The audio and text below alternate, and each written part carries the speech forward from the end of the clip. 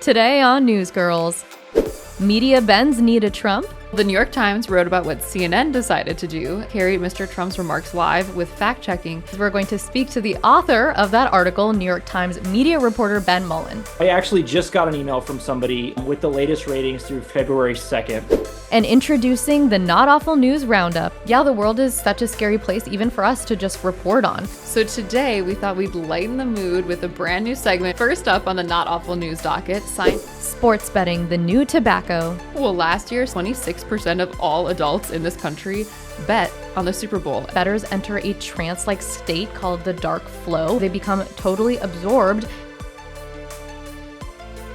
Welcome to Newsgirls. I'm Wren. And I'm Mabel. Let's get into the stories. It has been such a crazy couple months working in the journalism industry. There have been massive cuts to funding. Media networks are either merging or disappearing. Social media platforms are taking over. There's a lot going on. Plus, now Trump is president and he's known for his disdain of mainstream media. He's even sued multiple networks, and his officials are threatening to cut funding from public TV and radio. And we really are feeling this kind of confusion in the media about how to cover this new era of Trump. Reporting on him too much can give people Trump fatigue. Overtly fact-checking can make things feel biased, but then not fact-checking enough can let misinformation spread rampant. What is the right way to cover this? Well, the New York Times wrote about what CNN decided to do. They said some organizations have agonized over whether to carry Mr. Trump and his penchant for falsehoods live on air. CNN will continue to carry Mr. Trump's remarks live with fact-checking, saying that Americans had a right to hear from the President of the United States and form their own view. Well, it's funny you quoted that because we're going to speak to the author of that article, New York Times media reporter Ben Mullen. We're hoping today to kind of unpack how media outlets are bending the knee or buckling to Trump and his new administration. So first, maybe because of our roots, we're very interested in his lawsuit against 60 Minutes. And I know you've been following that. Can you give us the latest update on it? Totally. So basically what happened was a few months ago, President Trump sued CBS in Texas. There's a suspicion that he sued them in Texas because that district, there's a judge that's especially sympathetic to his claims. So it's not a First Amendment case. It's not a defamation case. He's suing them, alleging that they sort of misrepresented the public and that their customers who were in Texas were subjected to fraud because, according to Trump, and this claim is obviously disputed by CBS and many legal experts, that 60 Minutes and CBS edited the interview with Kamala Harris that they did such that the interview sort of misrepresented one of her answers. But it seems that Prime Minister Netanyahu is not listening.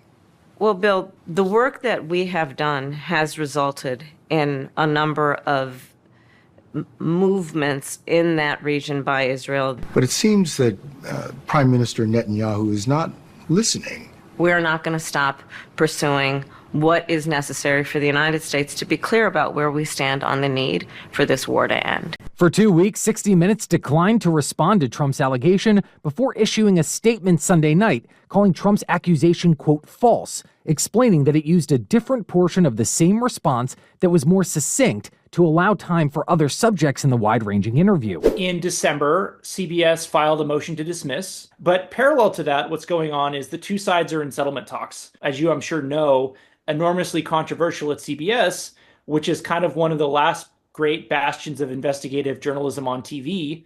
A lot of the people on staff are upset by the prospect that the company might settle with the president. Why do you think Paramount might settle? Because 60 Minutes, we see the journalists kind of saying that they don't admit to wrongdoing. So there's a merger pending before the FCC. Brendan Carr, who's the chairman of the FCC. So last year, Paramount struck a multi-billion-dollar deal to merge with Skydance. And that merger has to be approved by Brendan Carr. And so there's a feeling that if they can settle this lawsuit against President Trump, Brendan Carr is more likely to approve the merger with the with Skydance. And Bill Owens, the EP of 60 Minutes, said yesterday in a meeting with 60 Minutes staff that he would not apologize to the president. We know that the Trump administration is known for being more lax about mergers, but we read in your reporting that when it comes to media mergers, the administration is going to be evaluating networks' biases. So how do you think that kind of conditionality will affect not only the culture at networks, but also their reporting? It's a great question. In 2017, there was a merger between Time Warner, which owns CNN, and AT&T. And it was one of the biggest media mergers in history. It ended up getting blocked, but there is some speculation on the part of media executives I talked to that Trump will kind of play deal maker in chief, and he might exercise the authority of the Justice Department to punish people that he thinks are enemies of the White House. And what do you think the effects would be if Trump blocks these mergers? Like, how would that impact the media landscape? Well, it's a great question. In the case of AT&T Time Warner, one of the things that I heard from executives about why Max is so far behind, for example, Disney, and further behind Netflix, is because the deal was held up for, I think, more than a year. The two companies didn't have the kind of head start in the streaming wars that they could have had otherwise. So I think part of the problem here is that if these mergers get held up, then their rivals are going to consolidate market share, and they're going to be able to sort of get a head start ahead of their competitors. So we know ratings always spike around election season. It's like the highest ratings ever are. What has happened to them post-election? So I actually just got an email from somebody like 5 minutes ago with the latest ratings through February 2nd. Fox is up 22% since the election. CNN is down 28%, and MSNBC is down 44%. Whoa, that's Pretty crazy. remarkable. MSNBC, their ratings are still higher, relatively higher compared to CNN. So how do you make sense of that? Like, what is happening to the left-leaning mainstream media? Where are their viewers going? The MSNBC story is complicated slightly because since the inauguration, I believe their ratings have actually gone up. And this is kind of a cyclical thing that always happens after the election. Ratings go down temporarily, and then there's a pretty big spike after the fact. So let's talk about the Washington Post. So we saw that more than 400 Washington Post reporters sent a letter to billionaire Jeff Bezos, who obviously owns the Post, to ask for a meeting to talk about the future of the paper. I feel like every time we've seen something about the Post, there's some like chaos, crazy thing going on over there. Why is what's happening there maybe like indicative of what we might see in the industry? So it's a great question. There's been a series of self-inflicted wounds that have alienated both the journalists at the Washington Post and many of their subscribers. Among them, the decision made by Jeff Bezos to sort of end the newspaper's tradition of endorsements, the resignation of the Pulitzer Prize winning cartoonist Ann Telnis, and a decision made by the editor-in-chief, Matt Murray, not to cover the Washington Post. All of these things have been enormously controversial among people there, and a lot of their best reporters have started to leave. Fast forward to now, you have all of these journalists basically sending a letter to Jeff Bezos saying, like, can you please come in and listen to us because we have complaints. Jeff Bezos was in DC for inauguration weekend. He had dinner at Osteria Mazza, which is kind of like a fancy restaurant in DC. But we have no evidence that he went and visited the newsroom. And we read like some reporting that you did on the deck that was like presented at the Post and how like so much is changing. Like Bezos wants to target more like blue collar workers and encourage like more op-eds. Like even the slogan is internally changing. Like I thought that was really interesting. For the last several months, they've been developing a new mission statement. They have this public facing one that they adopted in the wake of 2016 called Democracy Dies in Darkness, which seems like a very sort of adversarial journalism-minded slogan, like kind of thing that calls to mind Watergate and their investigations. But they also have an internal mission statement, which is riveting storytelling for all of America.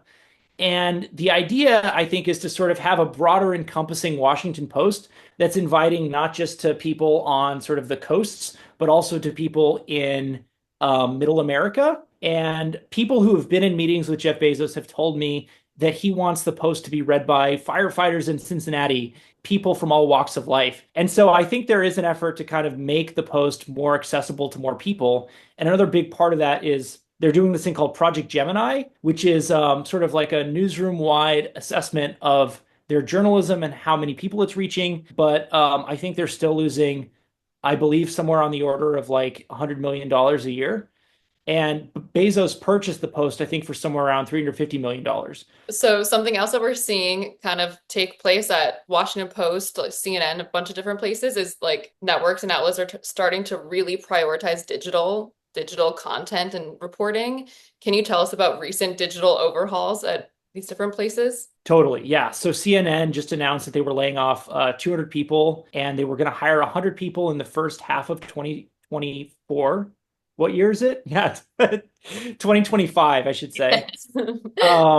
And the idea is basically that they're going to phase out people on the TV side, and sort of and hire people that can work in product. So all of these cable networks and some of these broadcast networks are fighting this rearguard action where they're trying to keep the TV business, which is enormously profitable. I think CNN still makes somewhere around like $750 million annually, primarily from cable distribution fees. They're trying to keep that business intact as much as possible while they sort of build the airplane as they're flying it. So while they build this digital subscription business. I mean, we're talking about all of these other places, but you are obviously at the New York Times. So can you tell us about any like big or small changes that you might have felt in the past year at the Times? Even in like your own reporting, you're obviously a media reporter. Is that more tied to politics now than you ever would have thought? Yeah.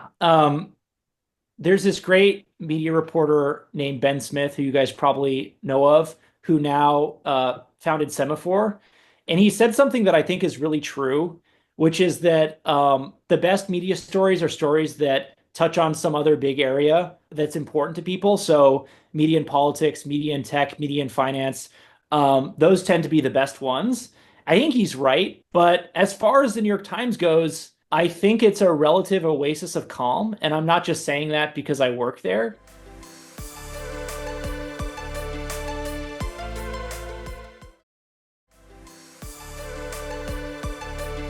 Last week, humanity inched closer than ever to catastrophe, according to the Doomsday Clock. The Doomsday Clock, which is this like symbol for when humanity will self-destruct, ticked a second closer to midnight last week. We're currently 89 seconds away from midnight, which is actually the closest that the clock has ever been to saying that we're going to self-destruct. It's run by the Bulletin of Atomic Scientists, which say they removed a second because of global existential threats, including nuclear weapons, climate change, AI, infectious diseases, and conflicts in Ukraine and the Middle East. It also pointed to the spread of misinformation and conspiracy theories as a potent threat multiplier that undermines public discourse about these very issues. Whoa, that's depressing. I mean, plus last week's plane crash, the recent fires, people all around the world fearing for their safety. Like, it just feels really heavy right now. Yeah, the world is such a scary place, even for us to just report on. And so people always ask us, like, aren't you overwhelmed and aren't you exhausted from just kind of all of the negativity everywhere?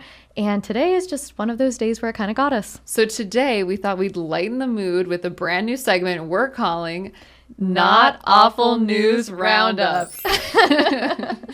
Our backup name was Stories You Missed That Won't Make You Jump Off a Cliff. You see why we changed it. Yeah. First up on the Not Awful News docket, scientists have made groundbreaking discoveries about bee behavior by attaching tiny QR codes to their backs to track their movements. Yes, so like teams of electrical engineers and entomologists at Penn State work together to create these like April tags that are smaller than the nail on your smallest finger. And they glued these tags to the back of like young bees that haven't developed the ability to sting yet. And so far they've tagged over 32,000 honeybees. And before this, bees were believed to only live for 28 days, but now they're seeing bees live up to 6 weeks. They also found that some bees can forage outside the hive for like 2 hours, even though scientists previously thought that their journeys only lasted a couple minutes. And for anyone who's missed the bee redemption arc of the last couple years, bees are pollinators, which are critical species to the ecosystem. They pollinate plants and flowers, which is necessary to fertilization and reproduction. Which is why scientists are really interested in learning more about them, because bee populations are drastically decreasing. Mabel, this is not awful news. I know, but sometimes, Wren, the full value of light cannot be appreciated when it's not contrasted with darkness. That was profound.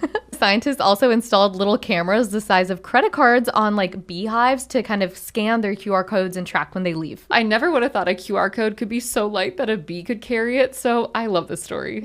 Next on the list, the FDA approved a new pain medication last week that treats pain from serious injury or surgery, but unlike opioids, can't cause addiction. It's the first non-addictive prescription pain reliever ever, and we all know how awful the opioid epidemic is, but the numbers are heartbreaking. 85,000 people a year become addicted, and about that same number die from overdoses every year. So this is a huge win in the medical community. The drug is called suzetrigine, and the science is pretty cool. It works on nerves outside the brain to block pain signals. So since the medication doesn't target inside the brain, it can't cause addiction. It's expensive for now, $15 per pill, and usually you'd take 2 a day.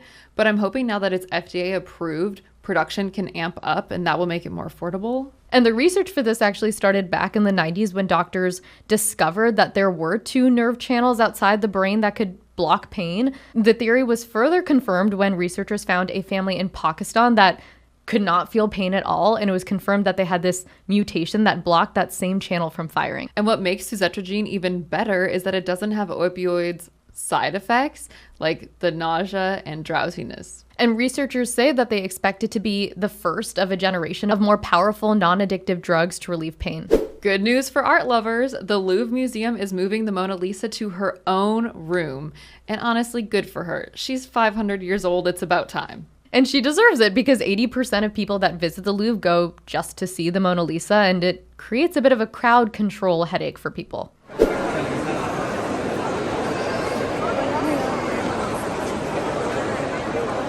So having her own room will create better conditions and allow more people to see her. Yeah, right now 9 million people visit the Louvre every year, and they're hoping to get that up to 12 million a year. Yeah, President Macron announced last week that this is a part of a larger plan to expand and renovate the Louvre, which is obviously the world's largest and most visited museum. Well, unfortunately for us non-EU citizens, Macron said they're going to pay for the expansion by raising ticket prices starting in 2026.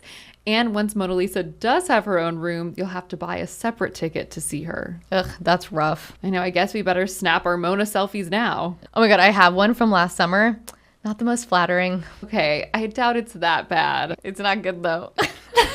Well, it's okay because we all have cringy Paris pictures. This is my favorite picture of Wren ever. So when we first became friends, I did that classic thing where I went through her Instagram and commented embarrassing things on her old pictures. And I came across this one and it wins everything. Wren, explain it to them. Okay, so it's a close-up of my face wearing a straw hat with the Eiffel Tower in the background. And the caption is, "Hi, Eiffel Tower, you're beautiful." Our next story has some dark undertones, but it's still a positive. So the Japanese government installed blue lights in many of its train stations, which has reduced suicides in those stations by 84%. And they chose blue since it's a calming color. It's associated with the sky and the sea. They hoped it would soothe anyone who might be distressed. And they installed these special lights above the platforms in 29 stations. And the lights hang at the end of the platforms, which are usually the most isolated areas and where people are most likely to throw themselves in front of a speeding train. So these blue lights are brighter than standard bulbs and bathe the platform in blue. And I wouldn't have thought something so superficial like lighting could make an impact, but I guess researchers have found that suicides on Japanese railways increase after several days of bad weather. So bright spaces must be really important psychologically. Yeah, it's interesting that the weather influences railway suicides specifically, but it's good that it's an easy fix because installing blue lights is really cheap. East Japan Railway spent only $165,000 for all of those special lights, so hopefully the rest of the world can follow this model. Continuing our not awful news, the giant trees of the Amazon are now protected. So Brazil established the Giant Trees of the Amazon State Park, which spans nearly 1.4 million acres, to protect a rare type of tropical forest with extremely tall trees. The trees are called the Dinesia excelsa and are considered the tallest trees in the tropical Americas. They're almost 300 feet, which is insane. And the trees in the park are 400 to 600 years old. Literally everything we learned about these trees is crazy. Their carbon stock is the equivalent of 500 average-sized trees. So they're a huge benefit to the environment. You've probably heard this headline, but it's good news, so we had to add it to the list. The FDA finally banned red dye number 3 in food, beverages, and drugs more than 30 years after scientists discovered its links to cancer. Yeah, I mean, no rush. It's literally synthetic, so it's made from petroleum, and it's designed to give food and beverages that cherry red color. Apparently, it's been banned in like cosmetics and topical drugs for 35 years, but was like still allowed in food and drugs that we ingest. Like, I don't know why. Well, the banning came after numerous studies of the detrimental effects of the dye, and it's already been banned in California, the EU, Japan, and Australia. These companies have a few years to reformulate their products, so some childhood favorites are going to look really different soon. Yes, a lot of the sweets, like Fruit by the Foot Starburst, Fruit Cocktail Cherries, Double Bubble, Original Twist Bubble Gum, and Pez Candy. And interestingly, also a lot of non-candy things like Morningstar Bacon Strips, Mini Muffins, and Betty Crocker Mashed Potatoes. Literally, why is it in there? Why is it red? Shifting gears, our next story is a glimmer of hope in a pretty dark place. So the Taliban has conditionally agreed to allow Afghan girls to pursue graduate, postgraduate, and PhDs in Pakistan. Pakistan said it will fully fund up to 2,000 Afghan students, and the government is already conducting entrance exams. So already 21,000 students have applied, 5,000 of them which are women. And last Saturday was the entrance exams, and seeing women in Afghanistan sit and take these tests was really a beautiful sight. And obviously it's hard to call this good news in the face of so much injustice that's happening there. The Taliban has obviously been in control of Afghanistan for 3.5 years, and slowly women's rights have just disappeared over there. They can't show their faces in public. Girls can't go to school past the age of 12. The UN has even called it a gender apartheid. But there is a chance now for some women to access what the rest of the world sees as a human right. Of course, they still need their male guardians to accompany them, but it's a start, and there's not a lot of hopeful news that comes out of Afghanistan, so we'll take the little wins when we can. For our last story, we're fusing sci-fi with reality. So biotech company Colossal Biosciences is resurrecting the extinct woolly mammoth. That is a wild idea since mammoths went extinct like 4,000 years ago. But they hope by reintroducing mammoths to Arctic environments, they can trample and compress snow layers, which would reduce heat transfer to the soil and slow permafrost melt, which is a major source of methane emissions. The company has already secured $200 million in funding, and the process of this resurrection starts by extracting DNA from preserved woolly mammoths. And then scientists will use CRISPR, which is this like crazy cool gene editing tool, to splice the mammoth genes into the genome of an Asian elephant. And then they'll create a hybrid embryo. It's literally Jurassic Park when they use the frog DNA to complete the dinosaurs. We use the complete DNA of a frog to fill in the holes and complete the code. And now we can make a baby dinosaur. The hybrid mammoth embryo would be then carried by a surrogate elephant or a synthetic womb, and it will exhibit all the classic mammoth traits like long fur, subcutaneous fat, and cold tolerance. And it's not just woolly mammoths. The company is also looking to bring back like the dodo bird and Tasmanian tiger, which is so cool. It's also spearheading the new field of de-extinction that's trying to bring back animals to reshape ecosystems. On that note, we're gonna go watch Ice Age. So that was your first Not Awful News Roundup.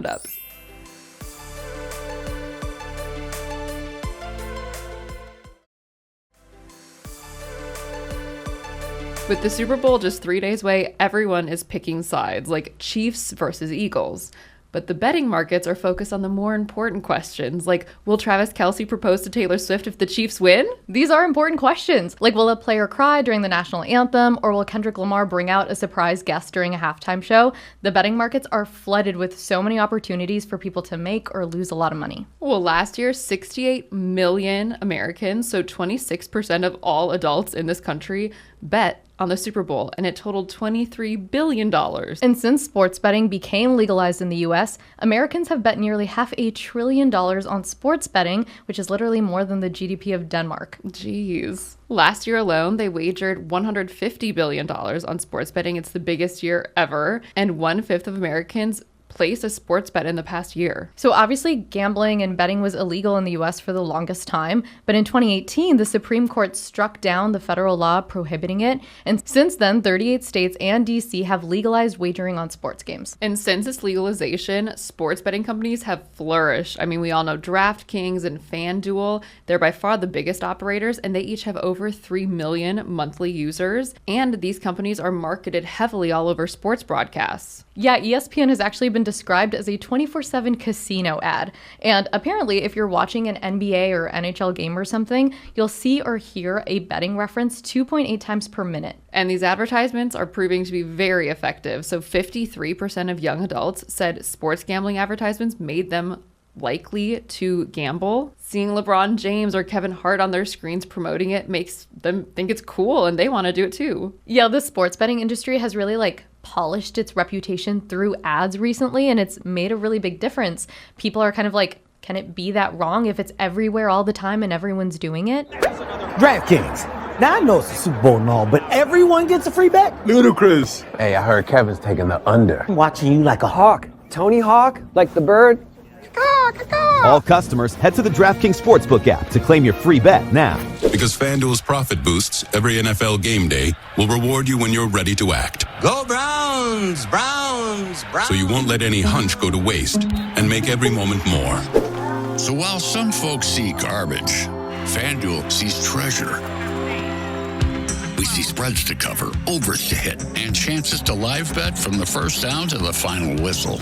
So don't just watch football this season, cherish it. So like we said, these companies are advertising pretty intelligently. One of FanDuel's slogans is never waste a hunch, which basically says, like, if you know how the sport works, if you really know the game, don't waste the opportunity because it really isn't that much of a risk. Yeah, or their slogan, make every moment more. Like, it implies that if they bet, the game watching experience will be like emotionally heightened or something. And essentially there are 4 different types of sports betting. So there's spread, which involves betting on whether a team will lose or win by a certain margin. Then there's prop bets, which focuses on specific events like who's going to score the first shot. Totals are also called over-under bets, and they pay off if the combined score of both teams is higher or lower than a predicted number.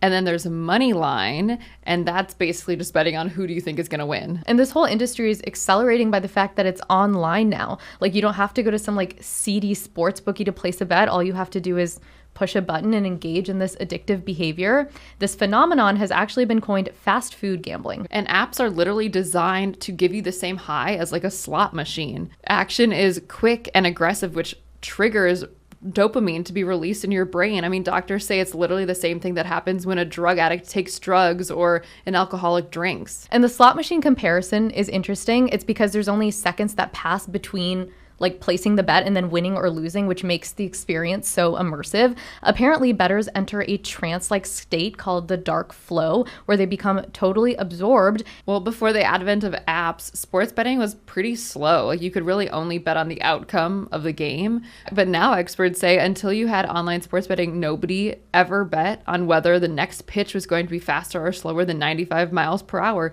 So you're getting all these micro propositions. And with everything being on an app, these betting companies can also reach users more easily. They have access to troves of data on their customers' behavior to keep them betting. They also ping special offers to users' phones constantly and use AI to best target people who haven't bet in a while. Things can get dark fast. Inevitably, the bettor will enter a losing phase and they might have to chase the loss, which is really gamble in hopes of recouping what they lost. And if they can't get it back, to quote a psych study, then it causes a downward spiral, which can lead to financial or even physical harm for the person and those around them. I decided to put it all on one bet, one horse in one horse race. And if that horse won, I would have won that money back. I had the intention to pay everybody back. If it didn't win, it had literally become a matter of life and death, and I was going to go and kill myself. Critics of the legalization of gambling say that the Supreme Court didn't really take into consideration the detrimental impact it could have on people. Experts say gambling is the easiest type of addiction to hide.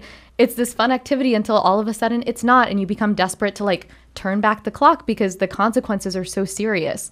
The addiction reportedly has the highest potential for suicide attempts of any mental health disorder in the country. Well, in states that legalize sports betting, there's been a 28% jump in bankruptcies, and net investments fell by an average of 14%.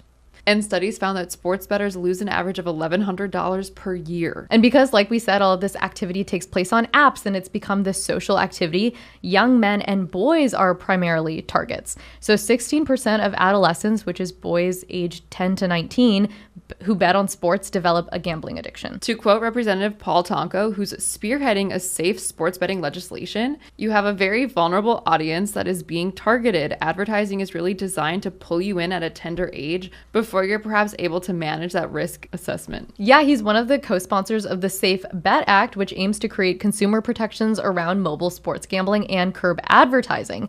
And it seems like Congress is taking the problem seriously. A handful of bipartisan senators indicated that they could support a federal crackdown. Well, they heard about the lack of programs in place to help people with this addiction. This is crazy. For every dollar that states have generated from commercial gambling, 0.0009 cents were invested in problem gambling services. Wow. And for context, substance use disorder receives 338 times more public funding than gambling disorder. And it's clear that finding ways to kind of help people deal with this addiction hasn't been prioritized. All of these sports betting companies have like AI targeting and like flashy ads. So obviously outdated forms of like calling a hotline is just not enough. Yeah, basically we just kept seeing everyone say call 1-800-GAMBLER if you need help, and that's it. So in response to the criticism, FanDuel denies that its app purposely dials up dopamine, which I didn't think it did, and points out that it is compliant with regulations. Quote, FanDuel works in strict accordance with all laws and standards set forth by each state regulator. The Responsible Online Gaming Association, which represents FanDuel and DraftKings, believes that the companies are doing enough because they cite how the mobile platforms have wager and deposit limits and they have timeout features. FanDuel's parent company also invested $100 million in responsible gaming technology and product development in 2024. But we are starting to see cases against these companies pop up. Like there have been 3 so far just this year against DraftKings. And one of the most high profile was in 2023 against DraftKings when it was hit with a class action lawsuit in Massachusetts accusing it of utilizing deceptive marketing practices. Yes, so the lawsuit alleges that DraftKings' $1,000 bonus offer that's on its mobile like sign up page tricked new customers into creating new accounts. The suit alleges that customers didn't know that they'd only receive the bonus under specific conditions, like they had to bet $25,000 within 90 days, and it had to be bets on games where you have a 25% chance of losing. And even if someone fulfilled those requirements, which were in unreadable small print, the $1,000 wasn't a cash bonus, it was a credit to be used for more gambling. In response, DraftKings argued for dismissal of the case and said the promotion wasn't misleading. No reasonable consumer would believe that this would result in immediate transfer of $1,000, but a judge denied their motion. And it'll be interesting to see how like a jury responds to the case if it advances to that point, like if people really identify with that. And the case is led by Richard Daynard, who actually led legal battles in the 80s and 90s against the US like big tobacco companies. His cases resulted in big tobacco no longer advertising to kids and cigarette manufacturers paying more than $200 billion in settlement funds to the states. And since then, cigarette sales have fallen almost 60%.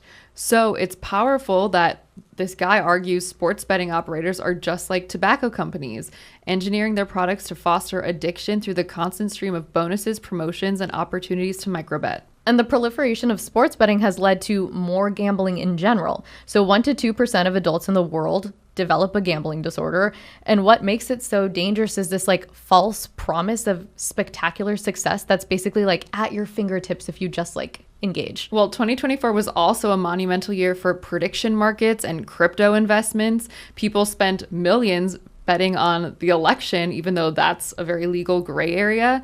So sports betting really has businesses looking around like, what's going to be the next frontier that people are going to bet on? Well, thanks for tuning in. Next week, join us for our special Valentine's Day episode. Ooh la la. Bye.